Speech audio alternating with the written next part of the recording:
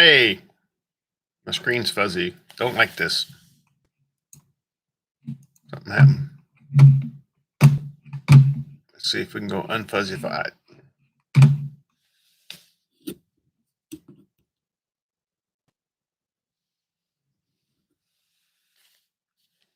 Ah, now I'm back. See, sometimes simple fixes. My name is Tex, and if you didn't realize it, I just covered the shutter and uncovered it so that I could see what's going on because my picture was fuzzy, which is an interesting way to talk about how to start looking for a therapist. So today, I had already mentioned in a video that I just finished about, when should you see a therapist? And I said I would break it up because I didn't want you to spend all day on one video. This is for those people who are going, how do I find a therapist that's good for me? How do I know I've got a good therapist? What do I do if I don't have a good therapist? So I'll put all this together and kind of explain it. And hold on to the seat of your pants because there's a lot of information that's going to fly at you. And for that, I apologize, but at least it's on video. You can stop, rewind, play again. All right. So the first thing is once you figured out, yes, you need to see a therapist, or you've decided, or you've been told you're going to see a therapist, where do you go? So just like shopping, you start to think about it. You don't search for air conditioners in the supermarket unless you got one of those weird grocery stores that sells those. Um, you don't take your taxes to get done by your barber, and hopefully you're not asking the CPA to cut your hair. Right place for the right reason. If you already know and can start to define and pull down what it is you're looking for. In other words, if you're having problems with grief, you want to look for a grief counselor. There are specialists, there are groups for that, there are things that specialize in that. If it's something to do with domestic violence, uh, one great place to go and start is the YWCA. They have some great programs. I give them a big thumbs up for what they do, and they work with people who have been through domestic violence, and they have groups and counselors that are for that. That's one way to do it.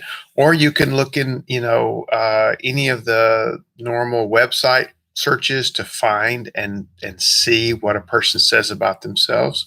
If that person has a website and you can go in, that's awesome.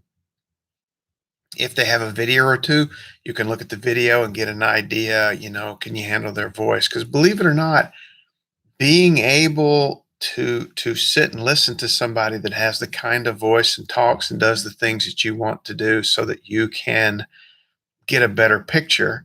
See, back to that open and closing the shutter. If you can get a better picture of that person, you might be able to imagine that, yes, I can talk to somebody like that, or I can't. Because one of the things that will happen is no matter what you've picked and what area and where you've went, when you go sit down with the individual, you will quickly start to feel, is this someone I can talk to or not? So that's one extra factor in that. The other part of it is, believe it or not, finances is a big, huge part of it. Some therapists do not accept insurance. Some do, but only some insurances. Some accept your insurance, but they only have certain hours that don't work for you. So some of them accept your insurance, work the hours you want, but they don't work in the area that you want because maybe your problems are trauma focused and they're not a trauma therapist. Okay? Or like in the field that I'm in, I work specifically with personality disorders and mostly with BPD, borderline personality disorder. A lot of therapists do not train in that, don't have specialized training in it. So even though they're able to do some things to help, you may not make the progress you want. Then comes in the idea of how fast do you want to progress? Again, a lot of that's got to do with your therapist, the style of therapy. What are they trained in? Are they CBT trained and you want to do CBT, cognitive behavior therapy?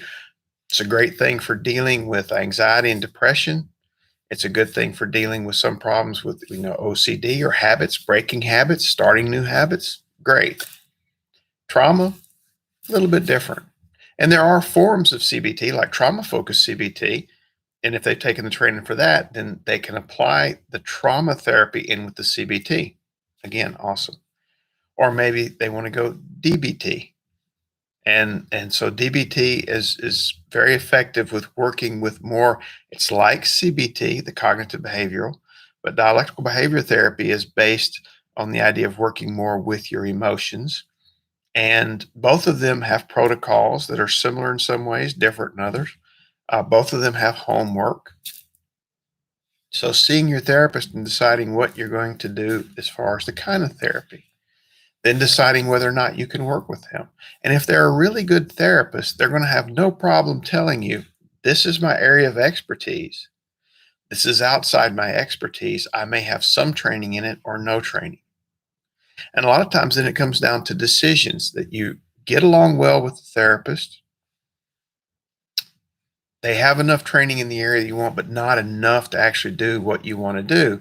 But they're a good start. So maybe by working with this person, dealing with anxiety and depression or whatever it is that's one of the minor side effects of the bigger problem you have, until you can get referred to the person you do want to see.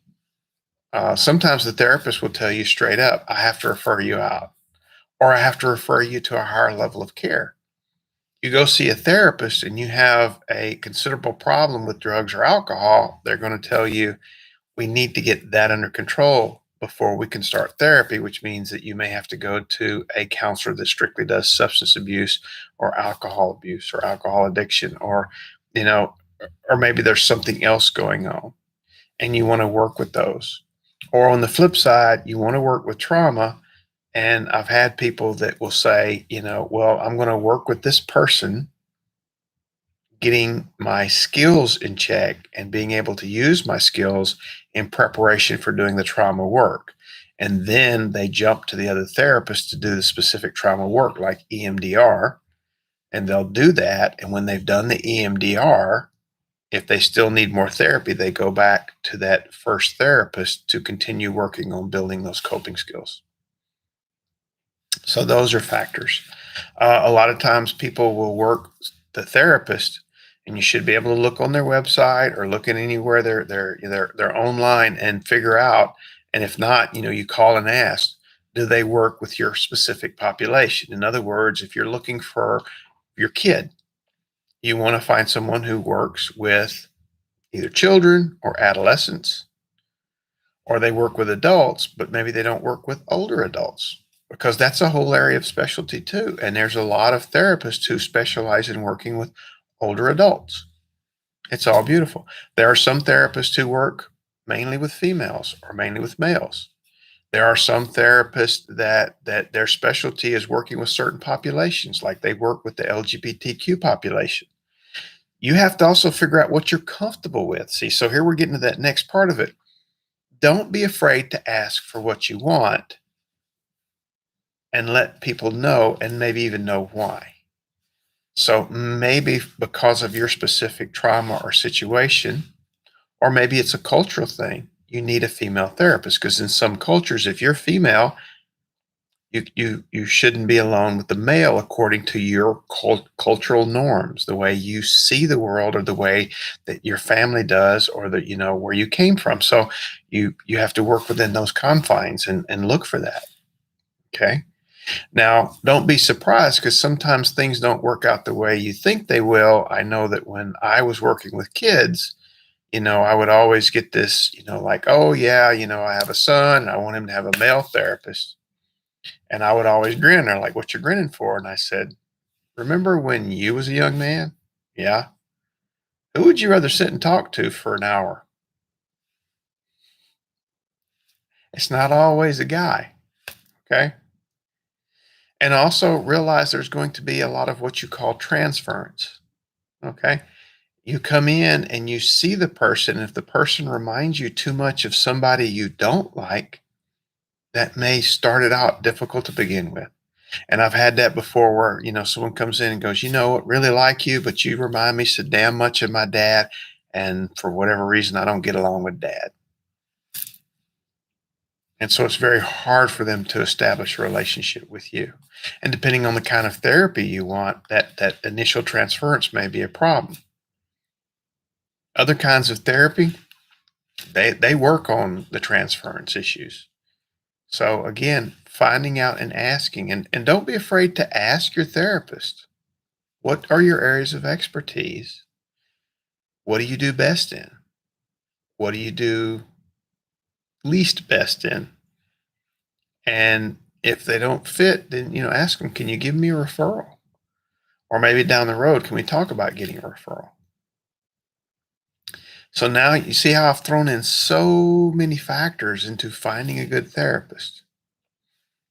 Now, the other thing I tell people when they initially come in and do an intake with me and they're getting ready to do therapy, I tell them several things point blank. One, if I say something stupid, and I have been known to do that, tell me. Don't be afraid. You should never be afraid to tell me anything that's a problem because I don't want you to be uncomfortable.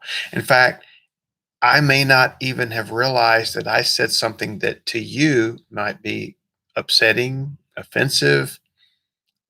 You might mistake what I say. You might take things the wrong way. You might take them the right way, but not like the way you took them. You speak up and tell me, hey, no, no, I don't like that. The same way with therapy. I work with you to define the goals you want. If you come into me and you just want to work on stopping smoking, I've had that one. Or you specifically want to work on your relationship issues. It's my job to tell you, now, these other things are making this problem worse. And we might want to work on those. Or I may even tell you that until we work on those, we can only make so much progress on this one. It's still your choice to decide which way you want to go. And I work with you on that.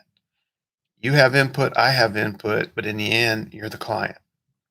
And if you tell me, look, I know I have these problems. I just want to fix this one so that I can get to work or that I can, hang the relationship together, a little longer, whatever it is I'm trying to do. I should listen to you, take that into account and work that way. And who knows, maybe if I get that done for you and we work and you take my advice and you put it together and we deal with the problem and you like it, you might say, you know what, now that that's done, we can handle this now. Let's jump over and do this. If you took your car to a mechanic and you told the mechanic, I need new windshield wipers because I can't get this stuff, they're tearing up. Can you replace them for me? And yeah, sure. And you go to the back room and you get your little bag of peanuts and your soda pop or whatever you do while they're playing with the windshield wipers. And you come back and he goes, I rotated your tires for you. Why? Well, I thought they needed rotating. Great. You didn't ask me. Yeah, but you needed it anyway. Hopefully, you fire your mechanic because that's not what you came in for. Or at the very least, you tell your mechanic, do you understand how I work? I asked for windshield wipers. So I'm assuming that the rotation is free because that ain't what I asked for and that ain't what I'm paying for. I want my windshield wipers. Now maybe your mechanic will go, oh crap, okay, yep, sorry, let me fix everything back the way it was and here, and let me get you windshield wipers for you. See, then you can work with them. But if they're going to be stuck on what they think you should do, and they don't include you at all in the decision-making progress, then you rethink this. Maybe in a lot of my fellow therapists and colleagues will get very angry when I always say it. I'm like, don't be afraid to fire your therapist. Just like the car, though. Just because you fired your mechanic, do not walk the rest of your life.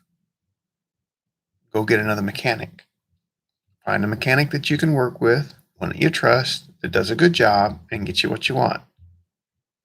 Therapy is the same way. There will be times under certain dangerous situations where you and your therapist may not agree. Okay, and that's a safety issue. Whole different kettle of fish. Otherwise, though, most of the therapy, if your therapist is going off on one direction and you keep saying this is what you want, then it's a matter of there's a disconnect. Y'all are not listening. I'm not saying whose fault it is. I'm just saying it ain't happening. So you tell your therapist, you know what? It doesn't seem like we're jiving. We're not talking together. We're not communicating. We're not getting together. And you tell them, appreciate your help. And you go find you a therapist that will do that. Now, if you don't understand why a therapist did something, and again, I'll take a minute to explain how this one works. I used to work with kids a lot more than I do now. I used to work with a lot of therapists who work with kids. And a kid comes in and it's a whole different ball of wax because it takes a kid longer to get used to the therapist, to work with the therapist, to trust the therapist. So they'll start out with doing things with your kid that aren't purely therapeutic in your eyes. Playing cards, playing a game, talking. Now, if they're a good therapist and you pay attention, they're doing what they should be doing, while the hands are busy, the mouths are moving. So I used to have kids come in and we would sit there and we would play a game, but while we're playing a game, we're talking. It's very difficult for a kid to look you in the eye and go, oh, yes, this was my problem, and I therefore thought this, and we worked this out. No, somewhere when they're a teenager, they start that. But as a younger client, no, nothing's wrong. I'm fine. I'm okay. And like, okay, well, cool. Then, hey, do you mind if we sit here? We'll play a game. What do you want to play? I got, some cards or a board game or whatever. Sometimes the board games are strictly about what they need help with, like an anger board game about how to deal with anger. Okay. Or shyness or something like that. There's one great game for therapy that I totally just fell in love with called Totika, which is one of them like Jenga, but it's color coded and has cards, and each card asks questions, and you have to answer the questions in order to keep removing the pieces. It allows for discussion, and while the person is focusing on the blocks, they're speaking. So I always say when hands move, mouths move. And by doing some idle, behavior, physical behavior, their mind begins to relax and they begin to talk. So don't be afraid to ask the therapist, what's going on? What are you doing? And they should be able to tell you. I'm engaging them. I'm trying to build rapport and trust. And while I'm doing that, it gives them a chance to talk. And this is my goal. This is what I'm working for. Okay. Different modalities. Asking the therapist what their modality is, because some do work strictly from the CBT standpoint. Some work from other ones. Some are eclectic, all over the place. So finding out what's going on and figuring it out. Then deciding, are we getting anywhere? And if we're not getting anywhere, being able to sit down and go, hey, I've been coming here for X amount of time and I don't see any change. Now, sometimes the change isn't visible to you, but it is visible. And that's why your therapist will have scales and stuff, will be able to talk to you and go, well, remember when you came here, you weren't sleeping good and you was angry all the time. Well, now you're only angry half the time and you sleep pretty good most nights. So we've made progress. And you have a goal that you're moving towards where at some point you may want to stop therapy or reduce it. Therapy is the whole point and I love this. And again, this is one of those things that people have a hard time chewing on. My whole plan from the minute I see you is to figure out how to help you get what you want and send you on your way. This is not about, proselytizing or, getting you to join my therapy thing for the rest of your life. I mean, some people with the people that I treat will be in therapy for a long time. The average therapy for BPD, I think the shortest I see in any of the programs is they say somewhere 6 months to a year. That's a while. Okay. It's not like, 8 and you're done, 8 sessions and, Now, if you're dealing with a simple depression brought on by, circumstances or grief, okay, then you can speed that process up. Maybe if it's just general anxiety, maybe if it's a one-time trauma like a car wreck or one incident. But complex trauma with lots of stuff going back to childhood may take a little longer. Your therapist should be explaining that to you. And if they're not, ask them, because sometimes they know what they're doing, but they forget to tell you what they're doing. So work it out with them. So now I've gave you all these factors to play into. Figuring out if there's a therapist who sees clients in your time slot that you have available that's affordable to you. And let me stop on that affordability thing there. If you're going to Starbucks every day, you can afford therapy. Okay? Sorry. Not knocking Starbucks. They're a great place. Next to Trader Joe's are one of the happiest places on the planet, in my opinion. But the truth of it is, people are willing to spend money on something that, like, frou-frou drinks that may run them $7 or $8 a pop. And by the end of 7 days, they've spent more than they would have on their copays for therapy. Okay. Which one is going to give you long-term benefit? And which one are you just going to piss away? Ha ha ha. Think about it. So now you've got availability, you've got price, which are important, realistic things to think about. Their specialty, according to what you need. Can you get along with them? Can you work with them? And can you get the progress you want? A lot of that is the same way as if you shop for anything else. I'm sure some of you, if you want to buy a new whatever, computer, phone, whatever, you're going to be all over the internet looking for reviews, finding out what the experts have to say. Do the same thing with your therapist. Look up online. If they have a website, go to it. If they got videos, look at them. Now, take everything with a grain of salt, and I warn people. Therapists may get great reviews. They may get sucky reviews. Please look for the average, because no matter who you are, there's going to be a client that's mad at you. It's just the way it goes. And there's going to be clients that are absolutely ecstatic with you. So much like any other rating service, peel off the worst ones, peel off the best ones, and look what's in the middle. Now, if they got a bunch of bad ones, that may be a different story. And if they got a lot of good ones, that may be a different story. So go through that, do your research. Find one that works with you. And then when you find one that works with you, they're like gold. And if they get you what you want and they're really good at their job, do not be afraid to tell other people. This is a great therapist. This one works with kids. This one, word of mouth is an excellent way to help spread the news when somebody's doing a good job. Okay? If you have any questions, don't be afraid to ask. I hope this kind of helps you a little bit with trying to find what you need and going through and figuring out. First, it's your job to sit down and go, what do I need specifically? What is my problem I'm working on? And then from there, work your way through it. Okay? Look for the therapist you need. And if it ain't working, look for a different therapist or ask them for a recommendation. Sometimes, that they'll tell you flat up, this isn't my specialty. Well, do you know anybody in your group or another person who does this as a specialty? That's usually what happens to me when it comes to like what I specialize in, borderline personality disorders.